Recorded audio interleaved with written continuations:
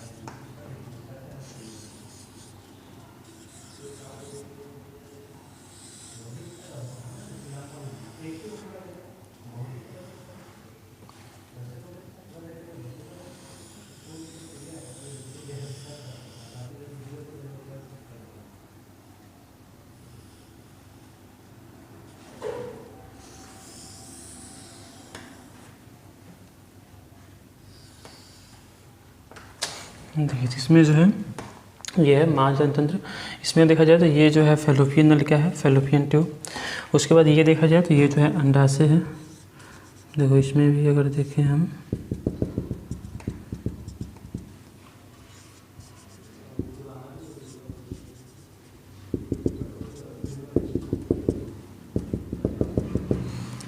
ठीक है, देखिए ध्यान से। तो ये जो यहाँ से यहाँ तक ये जो नली दिख रहा है, देखो यहाँ से ये जो एक नली दिख रहा है, इसको क्या कहा जाता है? फैलोपियन नलिका कहा जाता है। ठीक है, ये जो यहाँ पर दिख रहा है इसको कहा जाता है अंडाशय।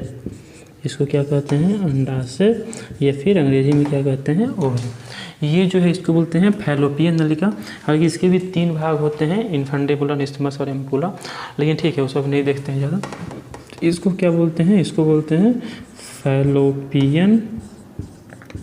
फैलोपियन नलिका, या फिर बहुत सारी किताब में इसको जो है अंडवाहिनी नलिका भी लिखा होता है। क्या लिखा होता है? अंडवाहिनी नलिका, या फिर अंग्रेजी में इसको बोलते हैं फैलोपियन ट्यूब।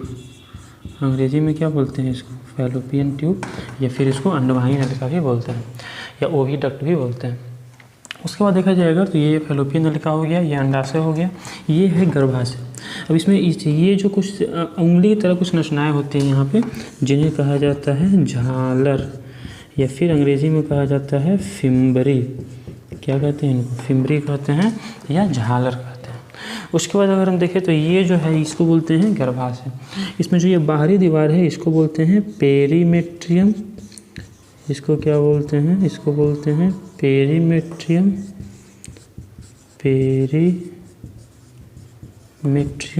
इसको बोलते हैं मायोमेट्रियम।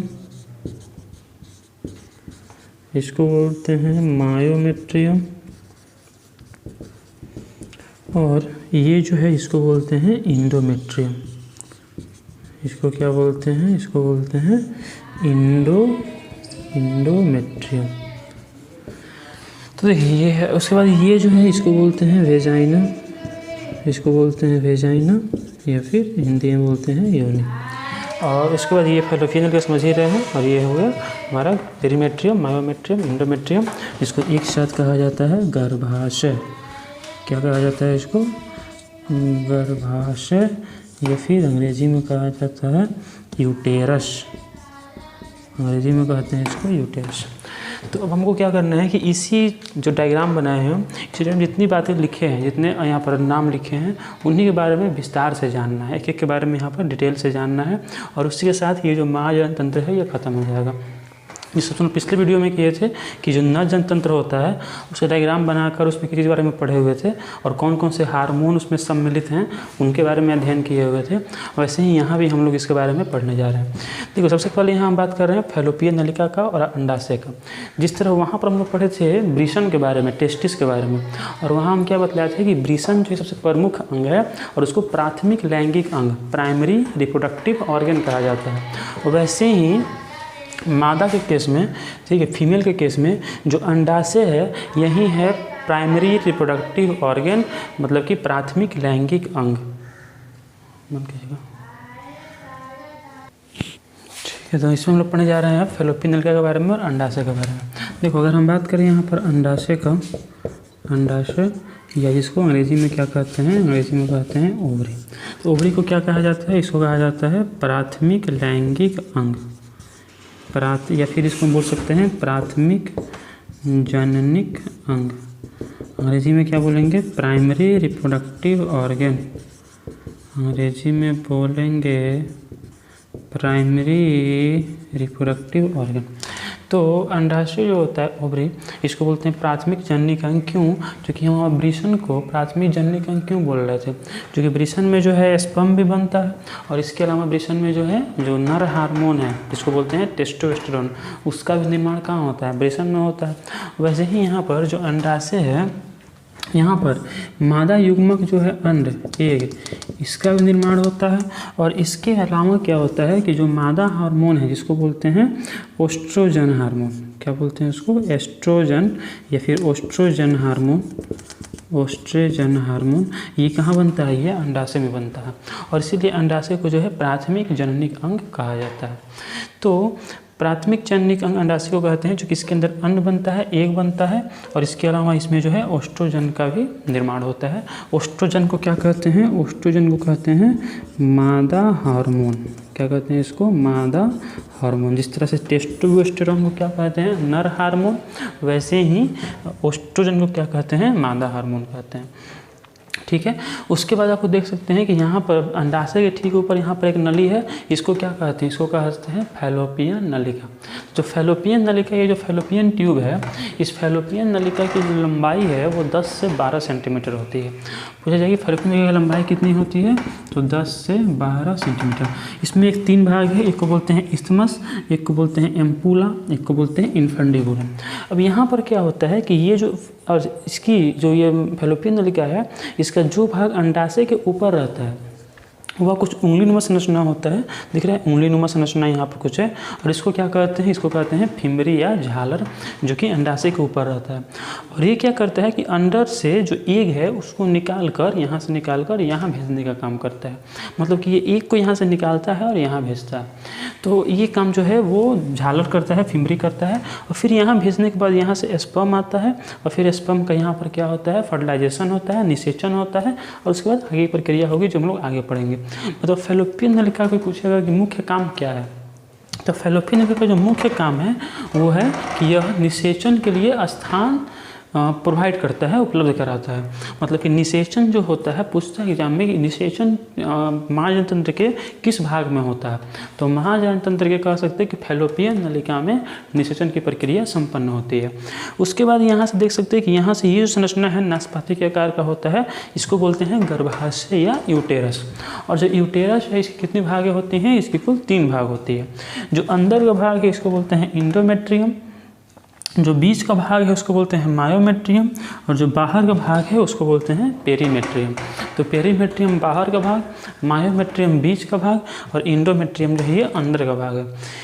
इसमें सबको याद रखना चाहिए कि पेरीमेट्रियम का कोई खास काम नहीं है, लेकिन मायोमेट्रियम का बहुत खास काम है। खासकर जो मायोमेट्रियम है वो क्या करता है कि जब डिलीवरी होता है, मतलब जब बच्चा उत्पन्न होता है, जब बच्चा जन्म लेता है, तो उस समय मायोमेट्रियम में जो है बहुत तेज़ संकुचन होता है, और इसी संकुचन के कारण क्या होता है कि बच्चे का जो है डिलीवरी संभव हो पाता है। वैसे ही जो इंडोमेट्रियम है सबसे अंदर की दीवार है, इसका भी बहुत महत्वपूर्ण काम है, क्योंकि जब यहाँ से जब एम्ब्रियो आता है, ठीक है। जब इम्ब्रियो यहाँ से जब नर युग्मक मादा युग्मक मिलता है, जाइगोट बनता है, और फिर जाइगोट से क्या होता है कि इम्ब्रियो बनता है, और फिर वो इम्ब्रियो जब नीचे आता है, जब भ्रूण वो नीचे आता है तो आकर इसी इंडोमेट्रियम में आकर वो धंस जाता है और फिर यहाँ पर उसका आगे का विकास होता है। तो इस तरह से हम लोग थोड़ा बहुत जो है मांस के बारे में समझें। पहले हम क्या बताएं अंडाशय के बारे में। अंडाशय क्या है? अंडाशय प्राथमिक लैंगिक अंग है, ठीक है। अंडाशय प्राथमिक लैंगिक क्यों है? क्योंकि इसके अंदर मादा हार्मोन ओस्ट्रोजन का निर्माण होता है, और इसके अलावा इसके अंदर क्या होता है कि जो अंड है, जो एग है, जो मादा युग्मक है, उसका भी निर्माण होता है। उसके बाद इसके ऊपर एक नली होती है, उस नली को क्या कहा जाता है? फैलोपियन नलिका कहा जाता है। फैलोपियन नलिका की लंबाई कितनी होती है? तो 10 से 12 सेंटीमीटर होती है। और फैलोपियन नलिका में क्या होता है? तो फैलोपियन नलिका में जो है निषेचन संपन्न होता है। उसके बाद पढ़ें कि इसके नीचे एक और अंग होता है जिसको बोलते हैं गर्भाशय। गर्भाशय की कितनी दीवार होती है? तो याद रखना है 3 दीवार होती है। कौन कौन? पेरीमेट्रियम, मायोमेट्रियम और होता है इंडोमेट्रियम। अब इसमें हम आगे पढ़ेंगे और आगे ये पढ़ेंगे कि एग के मतलब जो ओवरी है इसके अंदर अंड का निर्माण कैसे होता है और एग का जो फॉर्मेशन है वो कैसे होता है, मतलब कि जो अंड जनन है वो कैसे होता है। देखो तो यहाँ पर हम लोग पढ़े थे कि उस पहले वाले वीडियो में युग्मक जनन को अंग्रेजी में क्या बोलते हैं? गैमेटोजेनेसिस। युग्मक मतलब क्या होता है? तो वैसी कोशिकाएं जो जनन में हिस्सा लेती हैं उन्हें क्या कहा जाता है? युग्मक कहा जाता है। चाहे वो शुक्राणु है तो नर युग्मक हो गया, अंडाणु है तो ये मादा युग्मक हो गया, वो मेल गैमेट हो गया, और ये हो गया फीमेल गैमेट। तो ठीक है, अभी हम आगे इसी में पढ़ेंगे। उसमें हम लोग पढ़ चुके थे कि नर युग्मक जो है शुक्राणु वो कैसे बनता है, वो पढ़ चुके थे। इसमें हम लोग ये पढ़ेंगे कि जो अंडाणु है मादा युग्मक उसका निर्माण कैसे होता है। देखो एक बहुत ही ज़्यादा डिफरेंस है, अंतर है किसमें? शुक्र जनन में और अंड जनन में, मतलब कि शुक्राणु के निर्माण में और अंडाणु के निर्माण में एक बहुत बड़ा अंतर है। पहला सबसे बड़ा अंतर ये है, जो शुक्राणु का निर्माण है वो शुरू होता है आफ्टर प्यूबर्टी, मतलब परिपक्वता के बाद 12 से 13 साल के बाद जो है शुक्राणु का निर्माण शुरू होता है। लेकिन जो अंडाणु का निर्माण है, एक भी अंडाणु जन्म के बाद नहीं बनता है। जितना भी अंडाणु है, जितने मतलब अंड उत्पन्न करने वाली कोशिकाएं हैं, वो सभी जन्म से पहले ही, मतलब जब किसी मादा का जन्म नहीं हुआ होता है उस समय ही उसके अंडाशय के अंदर लगभग 2 से 3 लाख अंड जननी कोशिका, मतलब कि अंड जननी कोशिका जिनसे अंड उत्पन्न होने वाले हैं वो पाए जाते हैं, और उनसे जो है कुछ कोशिकाएं बन गई होती हैं। चलो उसको हम लोग देखते हैं कि कैसे होता है अंड जनन, कौन कौन सी प्रक्रियाएं होती हैं जो अंड जनन में हिस्सा लेती हैं। अंग्रेजी में क्या बोलते हैं इसको? oogenesis। ठीक है, आ सकता है एग्जाम में कि अंड जनन या अंडाणु निर्माण को क्या कहते हैं, तो ऑप्शन में हो सकता है oogenesis। याद रखना है कि oogenesis मतलब होता है अंडाणु का निर्माण। ठीक है, युग्मक का निर्माण क्या होता है? युग्मक जनन या गैमेटोजेनेसिस। वैसे ही शुक्राणु निर्माण क्या होता है? स्पर्मेटोजेनेसिस या फिर शुक्राणु जनन। देखो सबसे पहले क्या होता है, इसमें कुछ अंड जननी कोशिकाएं होती हैं। अंड जननिक कोशिकाएं, जो अंड जननिक कोशिकाएं हैं इसमें होता है समसूत्री विभाजन। समसूत्री, याद है ना, 2 तरह का विभाजन होता है, एक होता है समसूत्री और एक कौन होता है? अर्धसूत्री। समसूत्री क्या है? तो अगर एक कोशिका से मान लो 2 कोशिका बने और दोनों में अगर क्रोमोसोम मतलब गुणसूत्रों की संख्या समान रहे तो उसको क्या कहते हैं? समसूत्री विभाजन। और अगर क्रोमोसोमों की संख्या आधी हो जाए, ठीक है, अगर एक कोशिका से मान लो 4 कोशिका बने और चारों में जो क्रोमोसोम की संख्या है, जो गुणसूत्रों की संख्या है वो आधी हो जाए, उसको क्या कहते हैं? अर्धसूत्री विभाजन, मियोसिस डिवीजन। पहले वाले को बोलते हैं माइटोसिस डिवीजन। 2 बातें याद रखनी है। पहली बात ये कि माइटोसिस में एक कोशिका से 2 कोशिका बनता है और मियोसिस में एक कोशिका से 4 कोशिका बनता है। माइटोसिस मतलब कि समसूत्री, मियोसिस मतलब कि अर्धसूत्री। देखिए सबसे पहले अंडजननी कोशिकाएं था, इसमें क्या हुआ? माइटोसिस, समसूत्री। और फिर यहाँ पर कोशिकाएं बनती हैं, उनको कहा जाता है प्राथमिक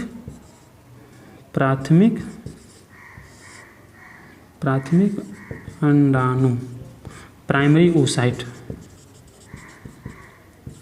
क्या कहते हैं इनको? Primary oocyte। उसके बाद इसमें होता है अर्धसूत्री 1, आपको पता है कि अर्थसूत्री 2 स्टेप में होता है, एक अर्थसूत्री 1 होता है, एक अर्थसूत्री 2 होता है। तो पहले अर्थसूत्री 1 होता है, तो प्राथमिक अंडाणु से बनते हैं द्वितीयक अंडाणु, जिसको अंग्रेजी में बोलते हैं सेकेंडरी oocyte। और इसके अलावा सेकेंडरी oocyte के अलावा ये बड़ा बनता है, ये कोशिका बड़ा होता है, और एक छोटा कोशिका भी बनता है जिसको बोलते हैं प्रथम ध्रुवीय पिंड। क्या बोलते हैं इसको? प्रथम ध्रुवीय पिंड, या अंग्रेजी में बोलते हैं फर्स्ट पोलर बॉडी। तो देखो सबसे पहले क्या था, अंडजन्य कोशिकाएं थी। कहाँ थी? अंडाशय में। कब थी? जन्म से पहले। ये सब काम जन्म से पहले हो रहा है, ठीक है। उसके बाद अंडजन्य कोशिका में क्या हुआ? माइटोसिस डिवीजन हुआ। अब मान लो कि ये अगर 2n कोशिका है, समझ रहे हो, 2n और n दो तरह की कोशिकाएं होती हैं। कौन कौन? एक होता है 2n जिसको बोलते हैं डिप्लॉयड सेल, या फिर इसको बोलते हैं द्विगुणित कोशिका जिसमें क्रोमोसोम का 2 सेट रहता है, और एक होता है n जिसको बोलते हैं हैप्लॉयड सेल, या फिर बोलते हैं उसको अगुणित कोशिका। तो मान लीजिए 2n था, इसमें सरस्वती विभाजन होगा, जब प्राथमिक अंडाणु बनेगा ये भी कैसा होगा? ये भी 2n होगा। संस्कृति में तो आधा नहीं ना होता है, समान रहता है। तो ये 2n है तो ये भी कैसा होगा? 2n। उसके बाद जब अर्थसूत्री 1 हुआ और जब ये कोशिकाएं बनी तो ये कैसा होगा? n, और ये भी कैसा होगा? n। n मतलब क्या हो गया? क्रोमोसोम संख्या आधा हो गया। देखो यहाँ पर 2n था, आधा हो गया, कितना हो गया? n हो गया। तो इसको क्या बोलेंगे? द्वितीयक अंडाणु, बड़ा कोशिका, और एक जो छोटा कोशिका होता है उसको क्या बोलते हैं? प्रथम ध्रुवीय पिंड। अब देखो यहाँ पर ये काम रुक जाता है, मतलब इसके बाद अर्थसूत्री 2 जो है वो नहीं होता है। वो कब होता है? देखो जो द्वितीयक अंडाणु है वो यहाँ से निकल के बाहर आता है।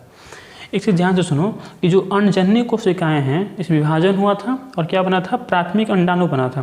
प्राथमिक अंडाणु के ऊपर आकर कुछ ग्रेनुलोसा उत्तक होते हैं, उनकी कुछ परतें आकर जमा हो जाती हैं, और वो जो संरचना बनता है उसको बोलते हैं प्राथमिक पुटक, या फिर अंग्रेजी में बोलते हैं प्राइमरी फॉलिकल। ध्यान से सुनो, प्राथमिक अंडाणु के ऊपर आकर जमा हो जाता है, क्या जमा हो जाता है? ग्रेनुलोसा की परत। ग्रेनुलोसा की परत मतलब मान लो कि ये प्राथमिक अंडाणु है, इसके ऊपर आकर कुछ ऐसे परत जमा हो गया, और तब इसको क्या कहते हैं? तब इसको कहते हैं प्राथमिक पुटक, या फिर अंग्रेजी में बोलते हैं प्राइमरी फॉलिकल। अंग्रेजी में क्या कहते हैं? Primary follicle. और उसके बाद जो प्राथमिक अंडाणु था इसमें विभाजन हुआ और क्या बना? द्वितीयक अंडाणु। द्वितीयक अंडाणु के ऊपर भी पहले से तो कुछ परत थे ही, कुछ और परत आकर भी जमा हो जाएंगे। किसके ऊपर? द्वितीयक अंडाणु के ऊपर, और तब इसको बोलते हैं द्वितीयक पुटक। इसको क्या कहते हैं? इसको कहा जाता है द्वितीयक पुटक, या फिर अंग्रेजी में कहा जाता है सेकेंडरी फॉलिकल। उसके बाद फिर और विकास होता है इसका, इसके ऊपर आगे कुछ और परत जमा होता है, फिर बनता है तृतीयक पुटक, और लास्ट में जो सबसे विकसित पुटक इसमें होता है उसको कहा जाता है ग्राफियन पुटक, या फिर ग्राफियन फॉलिकल। मतलब कि द्वितीयक पुटक के ऊपर जब और ज़्यादा परत, किसकी परत? ग्रेनुलोसा को उत्तक की जब परत आकर जमा हो जाता है तब उसी को क्या कहा जाता है? ग्राफियन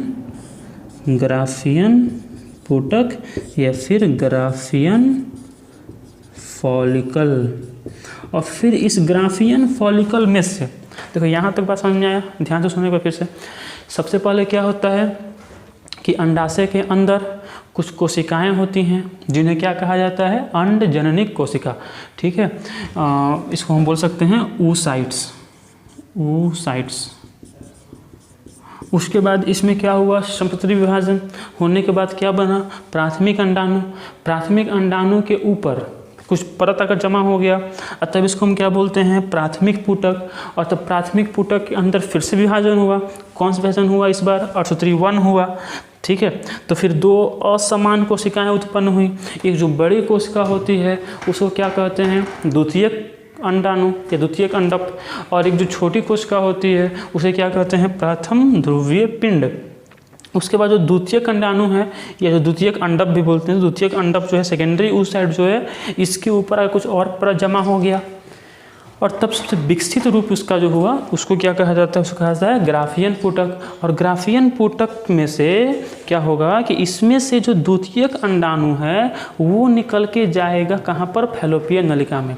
मतलब यहाँ से ग्राफियन पुटक में से जो द्वितीयक अंडाणु है, देखो पूरा का पूरा ग्राफियन पुटक, मान लो कि ये ग्राफियन पुटक है, एकदम विकसित हो गया है, इसमें से निकल के बाहर जाना है। अभी बोलते हैं ना कि यहाँ से शुक्राणु आएगा, यहाँ से अंडाणु आएगा, निषेचन होगा।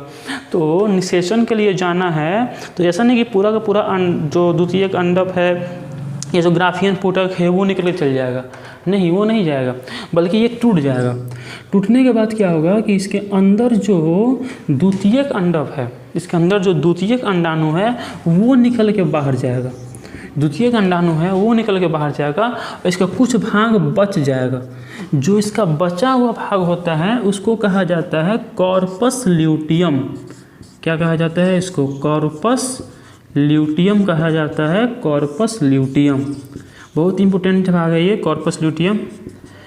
कॉर्पस ल्यूटियम, कॉर्पस ल्यूटियम क्या है, देखो जब ग्राफियन पुटक में से द्वितीयक अंडाणु निकल कर चल जाता है फैलोपियन नलिका में, तो जो बचा हुआ भाग है ग्राफियन पुटक का उसी को क्या कहा जाता है, कॉर्पस ल्यूटियम।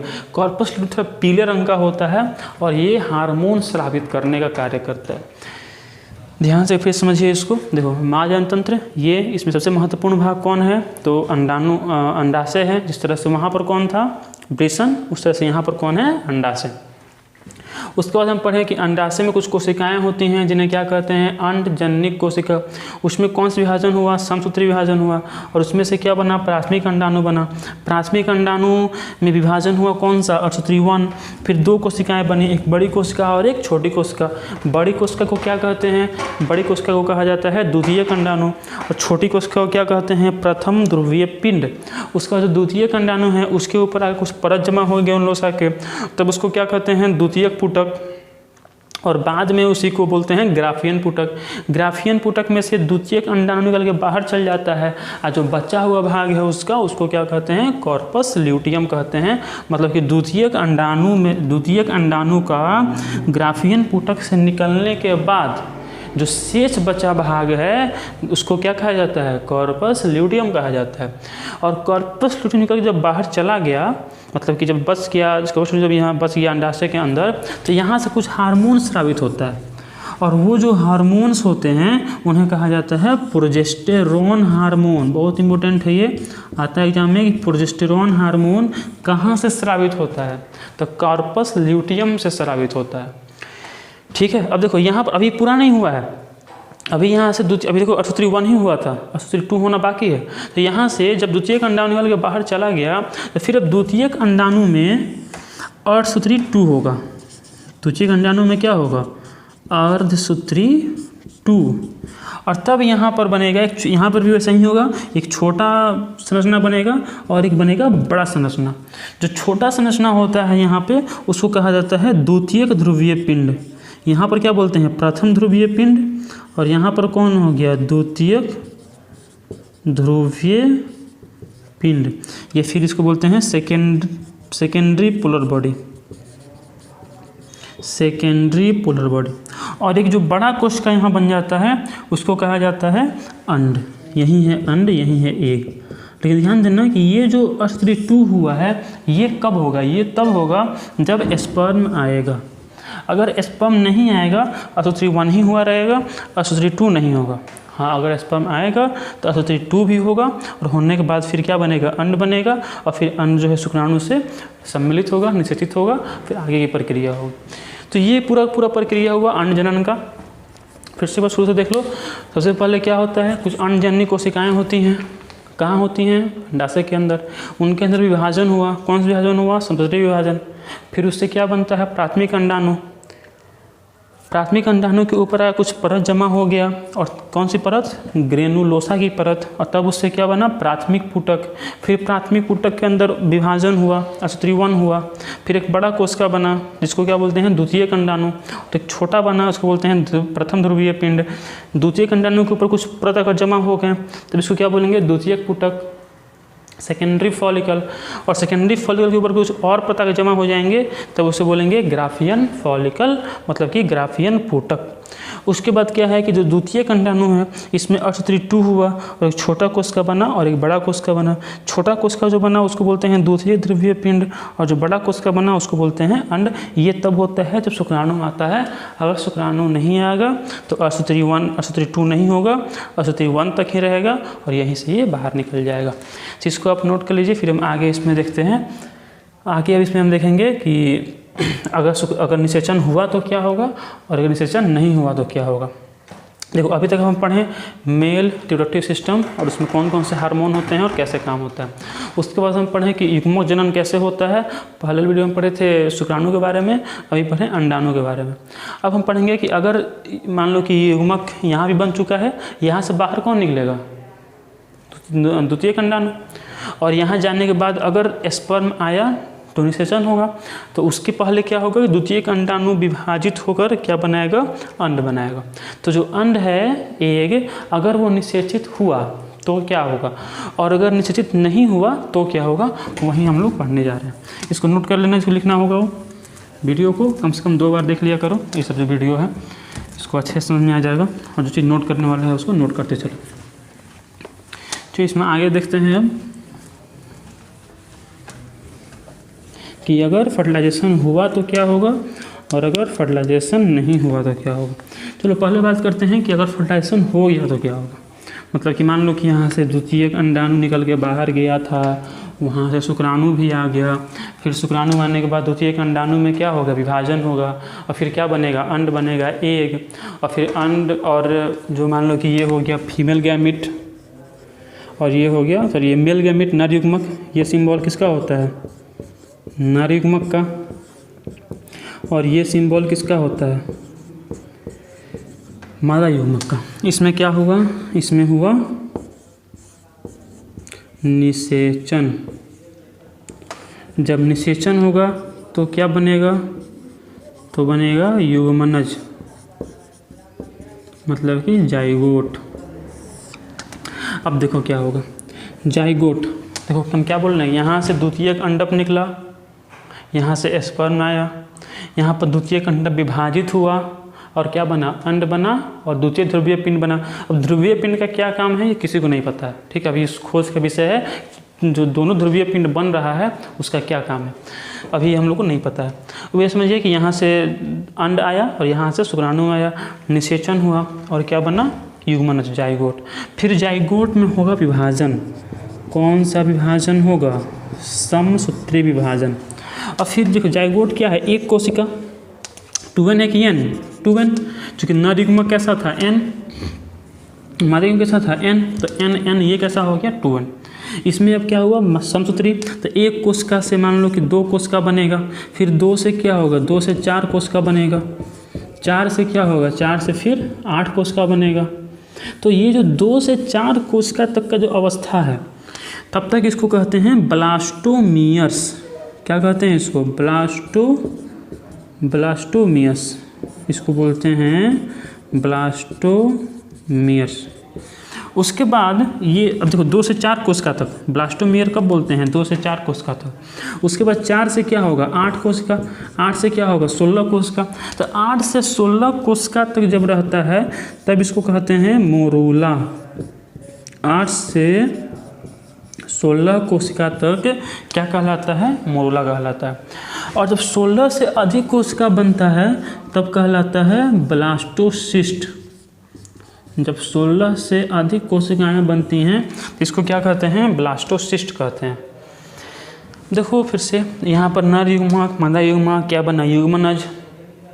युग्मनज में हुआ विभाजन, क्या बना, ब्लास्टोमियर, 2 से 4 कोशिका तक, ठीक है। उसके बाद जब 2 से 4 कोशिका, 4 से जब 8 कोशिका बनेगा और 8 से 16 कोशिका तक, 8 और 16 के जब कोशिका की अवस्था है तब क्या बोलते हैं, मरूला। उसका विभाजन हुआ 16 से अधिक, फिर 32 64 कोशिकाएँ होंगी या फिर उससे अधिक, तो क्या बोलते हैं इसको, ब्लास्टोसिस्ट। अब देखो जो ब्लास्टोसिस्ट है इसमें क्या होता है कि ब्लास्टोसिस्ट बनने के बाद कोशिका का विभेदीकरण शुरू होता है। देखो 2 चीज़ें होती हैं, एक होता है कोशिका का विभाजन और एक होता है कोशिका का विभेदीकरण। जिस प्रक्रिया द्वारा कोशिका अपनी संख्या को बढ़ाता है उसको कहते हैं कोशिका विभाजन, और जो प्रक्रिया है जिससे कोशिका अपने आप को रूपांतरित करता है उसको बोलते हैं कोशिका विभेदीकरण। जैसे मान लो कि 1 कोशिका से 2 कोशिका, 2 से 4 कोशिका जो बन रहा है उसको क्या बोली, कोशिका विभाजन। लेकिन क्या खाली ये होना पर्याप्त है, नहीं। इससे फिर क्या होगा, कोशिकाओं का समूह बन जाएगा, गुच्छा बन जाएगा। तो इससे केवल कोशिकाओं का समूह बना, गुच्छा बना, तो विभाजन केवल हुआ, विभेदीकरण नहीं हुआ। विभाजन होना भी जरूरी है, विभाजन के बाद क्या होना जरूरी है, विभेदीकरण होना भी जरूरी है। देखो अभी तक विभाजन हो रहा था, होने के बाद जब ब्लास्टोसिस्ट बन गया यहाँ पर फिर विभेदीकरण होगा, और होने के बाद कुछ इस तरह का संरचना यहाँ बनता है। कुछ कोशिकाएं इसके ऊपर से आकर इसके एक संरचना बना देती हैं और कुछ कोशिकाएं इसके अंदर में चली जाती हैं। तो ये जो कोशिकाएं ऊपर में हैं उनको कहा जाता है ट्रोफोब्लास्ट। क्या कहा जाता है इनको, ट्रोफोब्लास्ट, ट्रोफोब्लास्ट। और जो कोशिकाएं अंदर में हैं उनको कहा जाता है आंतरिक कोशिका समूह। इनको क्या कहा जाता है, आंतरिक कोशिका समूह, या फिर अंग्रेजी में कहा जाता है इनर सेल मास। फिर सुनो ध्यान से, ये नर युग्मक मादा युग्मक निषेचन हुआ, क्या बना, जाइगोट, युग्मनज। इसके अंदर विभाजन हुआ, जब 2 और 4 कोशिकाएं बनती हैं तब क्या कहते हैं, ब्लास्टोमियर। जाइगोट 1 कोशिका था ना, यहाँ से 2 कोशिका बनेगा, 2 से फिर 4 कोशिका बनेगा। जब तक 2 से 4 कोशिका की अवस्था है तब तक कहते हैं ब्लास्टोमियर। 4 से फिर 8 कोशिका बनेगा, 8 से बनेगा 16 कोशिका, तब क्या कहते हैं, मरूला। और जब 16 से कोशिकाएँ ज़्यादा बढ़ती हैं, 16 से 32, 32 से 64, तब क्या बोलते हैं उसको, ब्लास्टोसिस्ट। अब जो ब्लास्टोसिस्ट है वो कुछ ऐसा दिखता है, मतलब उसमें कुछ कोशिकाएं ऊपर में हो जाती हैं और कुछ कोशिकाएं उसके अंदर होती हैं। जो कोशिकाएं उसके पेरीफेरी पर, मतलब परिधि पर होती हैं उन्हें कहा जाता है ट्रोफोब्लास्ट, और जो कोशिकाएं अंदर में होती हैं उन्हें क्या कहते हैं, आंतरिक कोशिका समूह। देखो ये सब काम कहाँ हो रहा है, देखो यहाँ से आया था अंड, यहाँ से आया था स्पर्म, यहाँ पर हुआ था निषेचन, जाइगोट। जाइगोट यहाँ से आगे बढ़ रहा था और आगे बढ़ते बढ़ते ये सब काम हो रहा था। मतलब यहाँ पर जाइगोट बन गया 1 कोशिका, 1 से यहाँ 2 कोशिका हुआ, यहाँ 4 कोशिका हुआ, यहाँ 8 कोशिका हुआ, यहाँ 16 हुआ, यहाँ 32 हुआ, उस तक यहाँ तक ये आ गया है। अब आने के बाद देखो अब ये बन गया ट्रोफोब्लास्ट, और इसको क्या बोलते हैं, ब्लास्टोसिस्ट। तो ब्लास्टोसिस्ट बन गया, बनने के बाद ये यहाँ तक आ चुका है। इसको क्या है, ये है गर्भाशय। कितनी दीवार है, बाहरी दीवार पेरीमेट्रियम, बीच वाली मायोमेट्रियम, अंदर वाली इंडोमेट्रियम। अंदर क्या बचा हुआ है, अंदर बचा हुआ है कॉर्पस ल्यूटियम, जो कि हार्मोन निकाल रहा है। कौन हार्मोन निकाल रहा है, प्रोजेस्टेरॉन। और ये हार्मोन क्या करता है कि इंडोमेट्रियम की दीवार को मोटा करते जाता है, ताकि जब यहाँ पर ये आए, इसको भ्रूण बोलेंगे, मतलब मरूला के आगे जो है जो भी बनता है उसको बोलते हैं भ्रूण या इम्ब्रियो। तो जब इम्ब्रियो यहाँ पर आए तो उसको धंसने में यहाँ पर आसानी हो, इसके लिए वो इंडोमेट्रियम को मोटा करते जाता है। तो जैसे ही यहाँ पर ये पहुँचेगा ब्लास्टोसिस्ट, तो पहुँचने के बाद क्या होगा कि यहाँ पर गड्ढा बनेगा। यहाँ पर जो मोटा हो चुका है इसमें अंदर गड्ढा बनेगा, और यहाँ पर जो ये ब्लास्टोसिस्ट है ये आकर इससे ऐसे जुड़ जाएगा। जुड़ने वाली जो संरचना है जो इसको जोड़ रही है इसको कहा जाता है प्लासेंटा या अपरा। ठीक है, अपरा बोलते हैं हिंदी में, अंग्रेजी में बोलते हैं प्लासेंटा। और जो अंदर की कोशिका है याद है उसको क्या कहते हैं, आंतरिक कोशिका समूह। जुड़ा कौन है, ट्रोफोब्लास्ट। ट्रोफोब्लास्ट जो है वह गर्भाशय की भित्ति से, किस भित्ति से, इंडोमेट्रियम से जुड़ा है। किसके द्वारा, प्लासेंटा के द्वारा। प्लासेंटा, प्लासेंटा या फिर अंग्रेजी में, हिंदी में क्या बोलते हैं इसको, अपरा बोलते हैं। अब देखो क्या होता है, अब क्या होता है कि जो ट्रोफोब्लास्ट है ये ट्रोफोब्लास्ट इसी में मिल जाता है, मतलब कि जो आंतरिक कोशिका, जो ये गर्भाशय की भित्ति है इसी में ट्रोफोब्लास्ट मिल जाता है। तो अंदर क्या बचा, आंतरिक कोशिका समूह। जो ट्रोफोब्लास्ट था वो तो इससे जुड़ गया, अंदर क्या बचा, आंतरिक कोशिका समूह। तो अब जो ये आंतरिक कोशिका समूह है ये लिख लेना, वीडियो को पॉज करके लिख लेना। ये ठीक है। देखो तो अब क्या होता है, जो आंतरिक कोशिका समूह है, इस आंतरिक कोशिका समूह में डिवीजन होता है, विभाजन होता है। किसमें? आंतरिक कोशिका समूह में। और यहाँ से 3 परत बनते हैं। एक होता है एक्टोडर्म, एक होता है एक्टोडर्म, एक होता है मीजोडर्म, एक होता है मीजोडर्म और एक होता है इंडोडर्म। कितनी परत बनते हैं? 3 परत। कहाँ पर? आंतरिक कोशिका समूह में। जब आंतरिक कोशिका समूह यहाँ पर आ गया है तो उसमें विभाजन हुआ और कितनी परत बने? 3 परत। एक्टोडर्म ऐसे बनता है 3 परत। जो बाहरी परत है उसको बोलेंगे एक्टोडर्म, जो बीच वाली परत है उसको कहेंगे मीजोडर्म और जो अंदर की परत है उसको बोलेंगे इंडोडर्म। और फिर इन्हीं 3 परतों से इंसान का जो भी अलग अलग अंग हैं उनका विकास होता है। जैसे कि अगर हम देखें तो स्किन जो है, त्वचा या फिर जो भी ब्लड वेसल्स हैं, रक्तवाहिनियाँ हैं, उसका विकास होता है एक्टोडर्म से। वैसे ही जो हृदय है, ठीक है, उसका विकास होता है मीजोडर्म से। वैसे ही जो आँख है, चाहे जो भी अंदर के कुछ और ऑर्गन्स हैं, लंग्स वगैरह, किडनी, वो सब बनते हैं इंडोडर्म से। तो इस तरह से जितने भी ये 3 परत हैं, यही 3 परत आगे चल के इंसानी शरीर जितने भी अंग हैं उनका निर्माण करते हैं विभाजन के द्वारा। तो इस तरह से ये बात संपन्न होता है। और ये पूरा बनने में लगभग 3 महीना तक, लगभग इंसान में देखा जाएगा जो प्रेगनेंसी पीरियड है, ठीक है, ये होता है 9 महीने का, मतलब कि 270 दिन ±7 डेज। तो मतलब 270 दिन ±7 डेज, लगभग 9 महीने। लेकिन जो विकास है, मतलब बच्चे का जो निर्माण है, वो 5 महीने तक एकदम अच्छे से संपन्न हो गया होता है। 5 महीने तक जितने भी अंग बनने हैं सब बन जाते हैं। और 5 महीने के बाद जो है अगले 2 महीने, मतलब 7 महीने तक होते होते बॉडी लगभग सही से काम करना शुरू कर देता है। इसलिए किसी किसी बच्चे का जो डिलीवरी है वो 7 महीने पर ही हो जाता है और किसी किसी का 9 महीने पर भी होता है। तो खैर उसमें दिक्कत नहीं है। 7 महीने वाला बच्चा ये होता है थोड़ा सा उसका जो इम्यूनिटी पावर है कमज़ोर हो सकता है, बाकी सब कुछ नॉर्मल होता है। ठीक है, तो यहाँ तक हम पढ़ें। अभी हम देखें कि माँ जनतंत्र का संरचना कैसे होता है, फिर उसमें अंडाशय का क्या काम है, इसमें जो है जो युग्मक है, मादा युग्मक, वो कैसे बनता है, फिर देखें कि प्राथमिक पुटक क्या है, ग्राफियन पुटक क्या है, कॉर्पस ल्यूटियम क्या है, ये सब पढ़ें। और फिर पढ़ें कि इसमें जो है अगर निषेचन हो गया, मतलब यहाँ से अगर अंड आ गया, यहाँ से अगर शुक्राणु आ गया, निषेचन हो गया, तब क्या होता है वो हम देखें। निषेचन होने के बाद जाइगोट बनेगा, उसके बाद ब्लास्टोमियर बनेगा, 2 से 4 को सत्र रहेगा, उसको ब्लास्टोमियर कहेंगे। फिर मोरूला बनेगा, फिर ब्लास्टोसिस्ट बनेगा और ब्लास्टोसिस्ट से फिर आगे चल के एक्टोडर्म, मीजोडर्म, इंडोडर्म बनेगा और इससे फिर सारे अंगों का विकास होगा। तो ये तो तब होगा जब निषेचन हो जाएगा।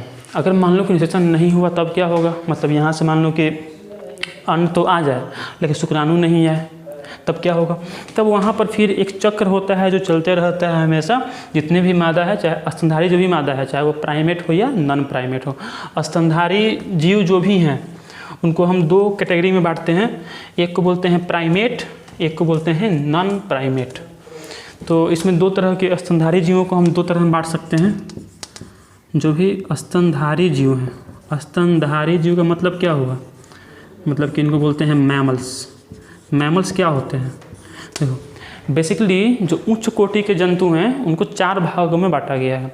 स्तनधारी जीव, पक्षी, सरीसृप और उभयचर। मतलब कि मैमल्स, बर्ड्स, रेप्टाइल्स और एम्फीबियंस। स्तनधारी जीव वो होते हैं जिनके में ये पिन्ना, ये जो बाहरी जो कर्ण है, जो एक्सटर्नल ईयर है, ये मौजूद हो, जिनके बॉडी पर हेयर हो, ठीक है। उसके अलावा जिनमें मेमरी ग्लैंड, मतलब स्तन ग्रंथि उपस्थित हो, उनको बोलते हैं स्तनधारी जीव।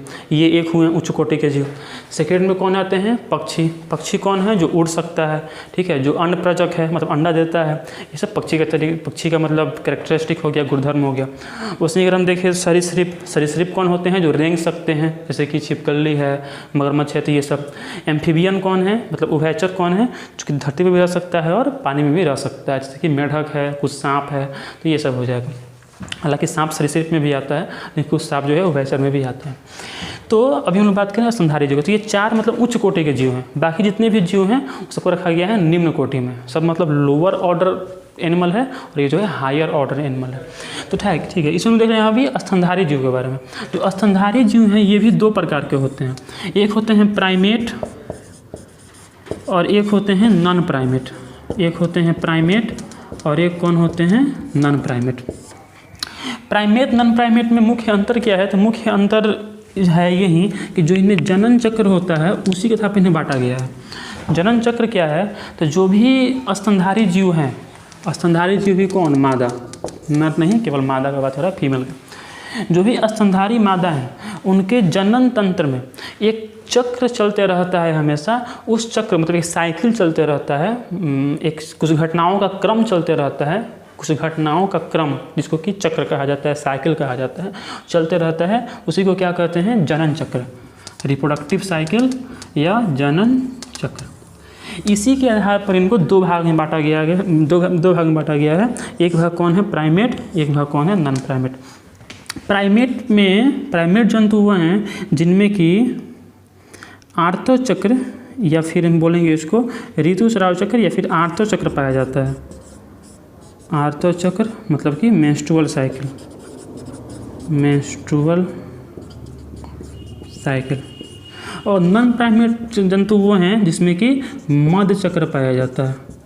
इसमें कुछ अंतर होता है मध्य चक्र में और आर्तो चक्र में। इसको अंग्रेजी में बोलते हैं ओस्ट्रस साइकिल, ओस्ट्रस साइकिल। मतलब कि जो जनन चक्र है ये दो प्रकार का होता है। कौन कौन, एक हो गया आर्तो चक्र और एक हो गया मध्य चक्र।